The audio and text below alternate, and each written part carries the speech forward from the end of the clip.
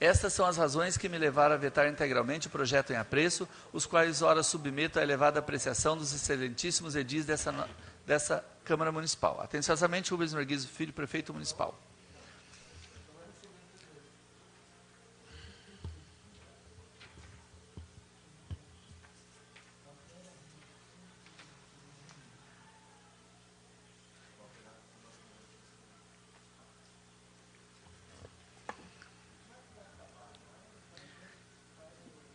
Ao senhor Roberto Reinaldo Gemente, digníssimo secretário municipal de governo, processo administrativo número 4740/2014. Em que pese o nobre intuito do edil, o presente projeto de lei padece de inconstitucionalidade material, bem como afronta cabalmente o interesse público. Em primeiro momento, porque confunde preço público com taxa. Basicamente, o texto constitucional é extraído que taxa é um tributo autônomo e vinculado, ao qual o fato gerador sempre corresponderá a uma atividade estatal específica, dirigida de modo especial ao contribuinte, sendo decorrente do exercício do poder de polícia ou decorrente de utilização efetiva ou potencial de serviços públicos específicos e divisíveis prestados ao contribuinte. O preço público não tem natureza tributária, mas contratual, constituída como receita originária e facultativa, oriunda da contraprestação pelo particular de um bem, utilidade ou serviço em uma relação de cunho negocial em que está presente a vontade de particular. O preço público tem como característica a sua fixação de modo que a arrecadação cubra toda a despesa e com o serviço se justifica a sua cobrança, podendo ser múltiplo diversificando para diferentes categorias de usuários, ou seja, características de silagma e bilateridade. A principal diferença entre taxa e preço público decorre da compulsoriedade da primeira e da facultatividade da segunda.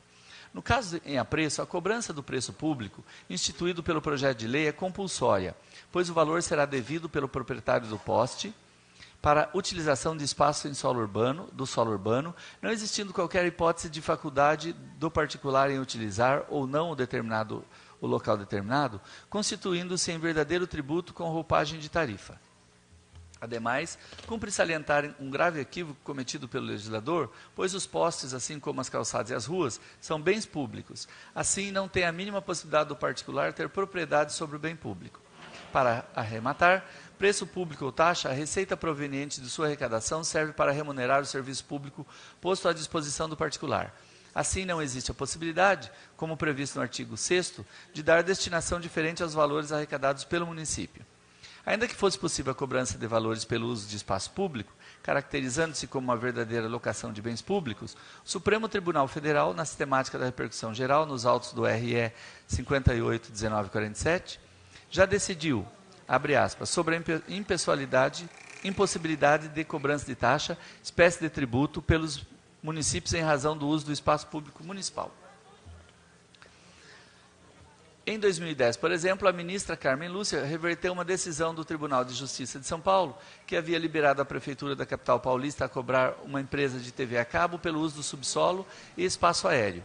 Em 2011, a decisão em repercussão geral também foi utilizada para reformar outro acórdão do TJSP, que admitiu ao município de Campinas exigir preço público de uma empresa de telecomunicações pela instalação de fibra ótica no solo.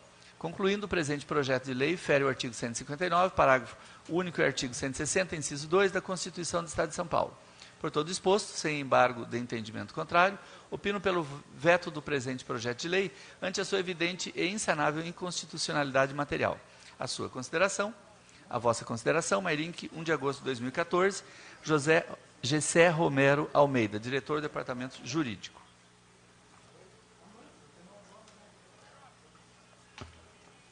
Veto número 3/2014, autógrafo número 3.211/2014. Senhor Presidente, comunico a Vossa Excelência, nos termos do artigo 43, parágrafo 1º da Lei Orgânica, decidi vetar totalmente o projeto de lei número 26/2014-L, de autoria do vereador Roberto Wagner Simão Yark.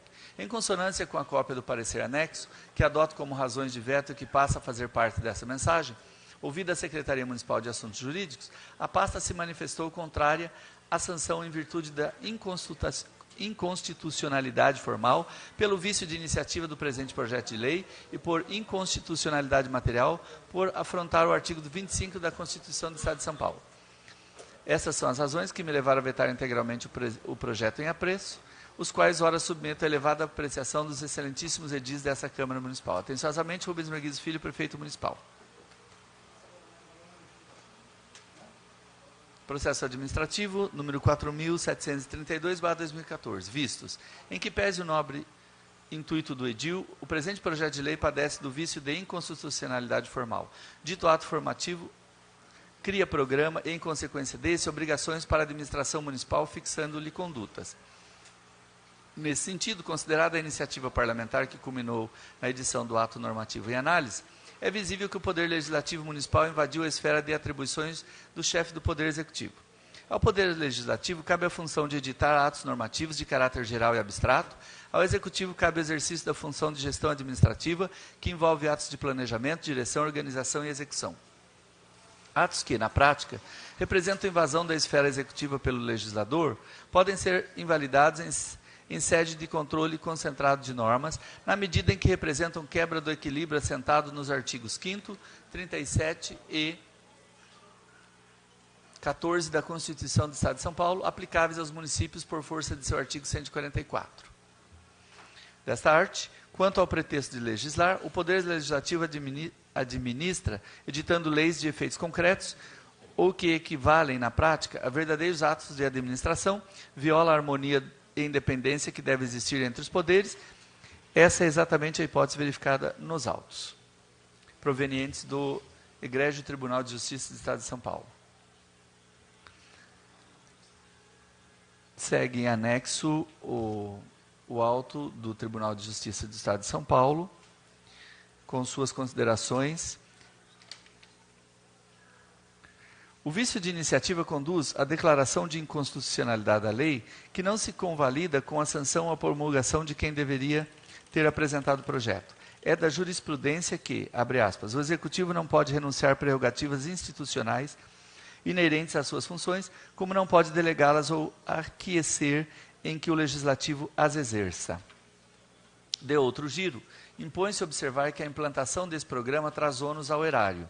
O município, por exemplo, haverá de providenciar a implantação da ciclovia, que poderá ser instalada sobre a pavimentação asfáltica, devidamente sinalizada conforme reza o artigo 1º e artigo 2º da Lei ora guerreada. Nota-se, contudo, que a lei não contém qualquer elemento indicativo dos recursos que serão onerados.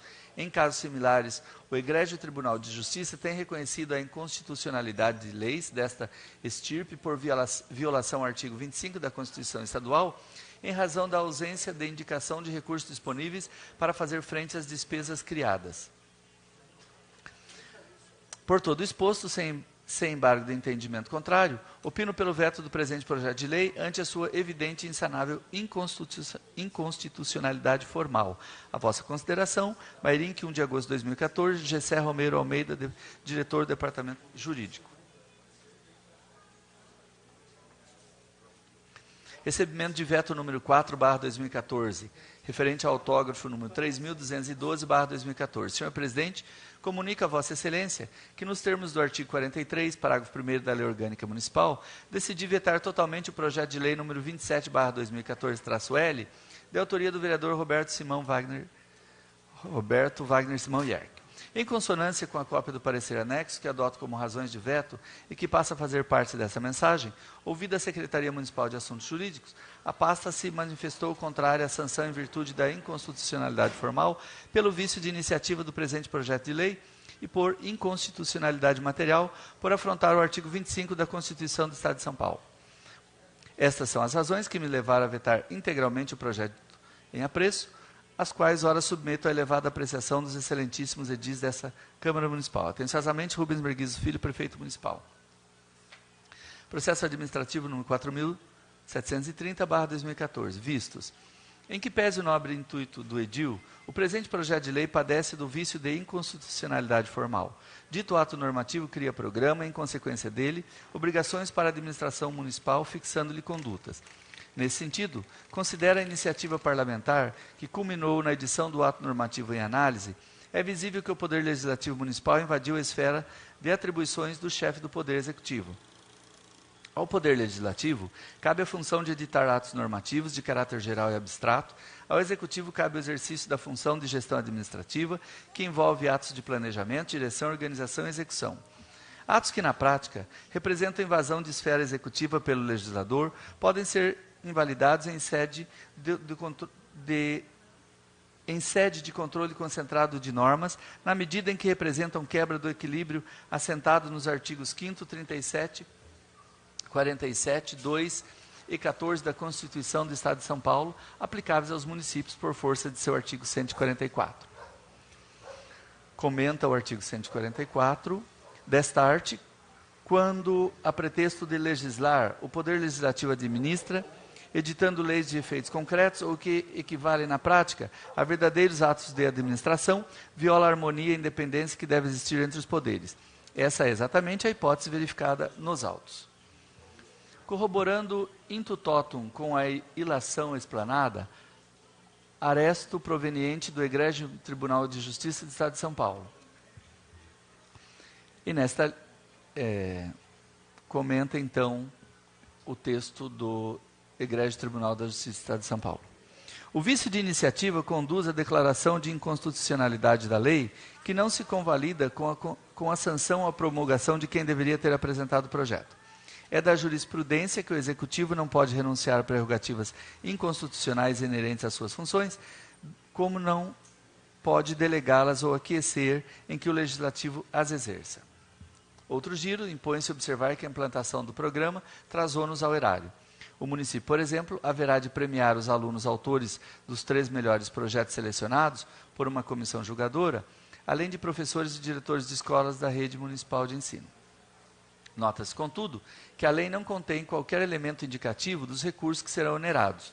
Em casos similares, o Egrégio Tribunal de Justiça tem reconhecido a inconstitucionalidade de leis desta estirpe por violação ao artigo 25 da Constituição Estadual, em razão da ausência de indicação de recursos disponíveis para fazer frente às despesas criadas. Por todo exposto, sem embargo do entendimento contrário, opino pelo voto do presente projeto de lei ante a sua evidente e insanável inconstitucionalidade formal. A vossa consideração, Mairinque, 1 de agosto de 2014, Gessé Romero Almeida, diretor do Departamento Jurídico. Veto número 5/2014, em relação ao autógrafo número 3.211/2014. Senhor Presidente, comunica a Vossa Excelência, nos termos do artigo 43 da Lei Orgânica Municipal, decidir vetar totalmente o projeto de lei número 28/2014-L, de autoria do vereador Roberto Wagner Simão Ierck, em consonância com a cópia do parecer anexo, que adoto como razões de veto e que passa a fazer parte desta mensagem. Ouvida a Secretaria Municipal de Assuntos Jurídicos, a pasta se manifestou contrária à sanção em virtude da inconstitucionalidade material por afrontar o artigo 144 da Constituição do Estado de São Paulo. Estas são as razões que me levaram a vetar integralmente o projeto em apreço, as quais ora submeto à elevada apreciação dos excentríssimos edis dessa Câmara Municipal. Atenciosamente, Rubens Merguizo Filho, Prefeito Municipal.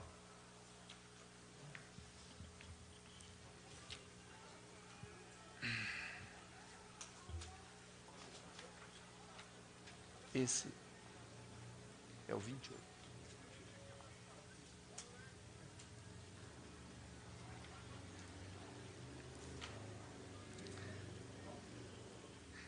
Vistos, em que pese o nobre intuito do edil, o presente projeto de lei fere interesse público, bem como padece da inconstitucionalidade material.